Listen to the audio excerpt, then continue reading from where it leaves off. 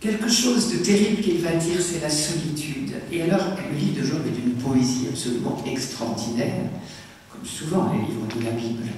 Et il emploie donc des métaphores qui sont très très parlantes. Il y en a une qui est celle d'un torrent. Alors je vous l'explique d'abord, parce que alors, ce qui est très difficile dans ces livres, c'est que les versets se suivent à toute allure, on change d'image d'un verset à l'autre. C'est vraiment quelquefois très très rapide.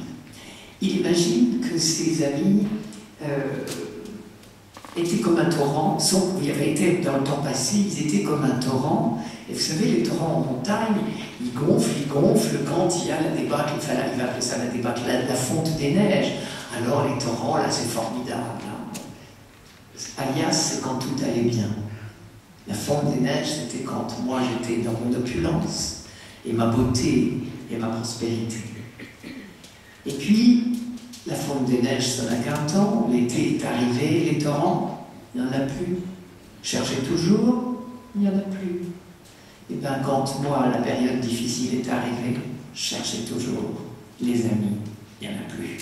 Et ça, c'est une expérience d'une cruauté, et alors là, beaucoup d'entre vous doivent la savoir, au moins une personne interposée. Mes frères, c'est ses amis, mes frères ont trahi comme un torrent, comme le lit des torrents qui s'enfuient. La débâcle des glaces les avait gonflés quand au-dessus d'eux fondaient les neiges. À la saison sèche, ils tarissent. À l'ardeur de l'été, ils s'éteignent sur place. Alors il va vous dire après que du coup les caravanes de chameaux, elles peuvent toujours chercher, il n'y a plus d'eau. Et il termine. On a honte d'avoir de confiance. Quand on en arrive là, on est confondu. J'ai une amie l'autre jour qui vit quelque chose d'effroyable avec un mari atrocement malin. Et c'est la débâcle des amis, j'y assiste. Vraiment, c'est effrayant. Et l'autre jour, devant moi, elle a replié une très grande nappe en disant « Dans le temps, j'avais des grandes tablées. Il n'y a plus d'amis, il n'y a plus de tablées, c'est terminé. » Alors, si j'ai tort, il y a des amis. Alors ça, c'est les pires que tout, c'est ceux qui vous gavent de leurs belles paroles. J'ai connu ça à une époque. Je me rappelle avoir dit à mon mari, je crois que je vais ouvrir la bêtisier. Et puis je me suis dit, c'est pas bien. Il y a des phrases qu'on vous a dites pour essayer de vous apaiser. Elles étaient motivées par la gentillesse. Mais quelquefois, il vaudrait mieux se taire, et vous le savez très bien. Ils sont pleins de bonnes intentions, les trois amis en question dont je vous ai parlé, mais plein aussi d'indélicatesse. Et vous savez, au début, ils avaient commencé par se taire. Ils auraient mieux fait de rester là. Ils passent leur temps à parler pour expliquer ce que je vous ai déjà largement dit. Et j'ai écouté les paroles de Job à leur égard, qui sont des magnifiques leçons pour les visiteurs de malades que nous sommes, peu ou prou. Je vous en donne toute une tripotée, mais je crois qu'elles seront là pour le coup sur votre feuille. Non, alors je vous les donne. Je vous en donne une surtout. 21, 2. Écoutez, sous-entendu, au lieu de parler, taisez-vous. Écoutez mes paroles. C'est ainsi que vous me consolerez. Ou bien, jusque à quand me tourmenterez-vous et me broierez-vous avec des mots? Ça c'est 19.2, et la plus terrible. Qui vous apprendra le silence? La seule sagesse qui vous convienne.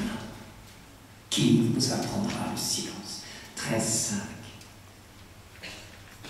Pitié pour moi, vous mes amis, car la main de Dieu m'a touché. Mais pourquoi me pourchassez-vous? 19.21. C'est leur amitié qui parle, mais il ferait mieux de se taire.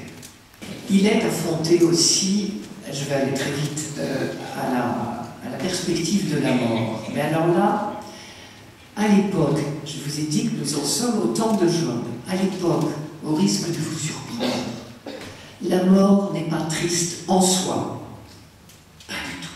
En Israël, pendant des siècles et des siècles et des siècles, la mort n'est pas triste en soi. Ce qui est triste, c'est la mort prématurée. Et c'est la mort dans la maladie et l'agonie. Mais mourir, chargé de jour, comme on dit là-bas, à 120 ans, comme est mort Moïse, après une vie belle, magnifique, vocation remplie, Moïse devait sortir le peuple de la terre d'Égypte, de la terre de servitude, comme on disait, et l'amener aux portes de la terre promise. C'était ça, sa mission, elle est remplie. Le livre de Deutéronome dit, il est mort à 120 ans, sa vue n'avait pas baissé, sa vitalité ne l'avait pas quitté, tout va bien. Évidemment, ça nous surprend, c'est pas comme ça pour raisonner. Mais c'était comme ça à l'époque. En revanche, la perspective de la mort trop prématurée est cruelle, et c'est ça qui fait souffrir Job. Je ne vous parle, vous savez aussi qu'à l'époque, on ne croit pas une seconde à une survie dans l'au-delà. La naissance de la foi en la résurrection est un acquis de ma trajectoire, de la révélation, bien plus tardif que le livre de Job.